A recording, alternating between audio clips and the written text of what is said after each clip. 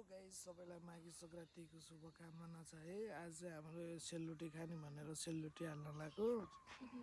अनि हाम्रो साली नानीले रोटी हाल्न लाग्यो। हेर्नु कस्तो छ रोटी, हेर्नु कोही बाङ्गो टेङ्गो सब बिगार्ने काम मात्रै भएको छ यिनको रोटी हाल्ने होइन। आज अलि राम्रो हाला भनेको, अब त्यही त सिक्न लाग्यो अरे। अघि माइजूले हाल्दै हुनुहुन्थ्यो, उहाँ चाहिँ माइजू लगाएर सालीको नाटक रोटी हेर कस्तो आफू त यस्तो कालो बाङ्गो हालेछिन्। के गर्ने, बाङ्गो पनि खानै पर्यो। माघे सङ्क्रान्तिको रोटी हो होइन गाइज, टक्क चुलामा बनाएको हो।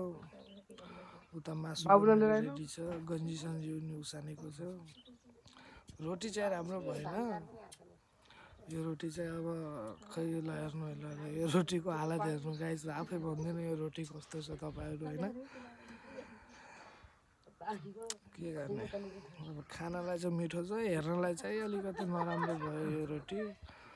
अघि चाहिँ हाम्रो माइजूले हाल्नुभयो थियो, राम्रो गोलो गोलो हालिराख्नु भयो थियो। यो चाहिँ म हेर्न आगो तापेर जाडोमा रोटी खाँदै बसिरहेको छु। उतादेखिको गेलेन फेरि त रक्सीको होइन नि, तेलको गेलेन हो। तपाईँहरू फेरि रक्सी खाँदै बसेछ भन्ने सोच्नु होला। यो भान्सेकोटा हाम्रो माइजूको सारा सालीले रोटी हालेछिन्, माइजूले फर्काउनु भएको छ। म चाहिँ हेर्दै खाँदै बसिरहेको छु। माघेको रोटी बिग्रेको रोटी खानु परिरहेछ, के गर्ने अब। रोटी त मिठो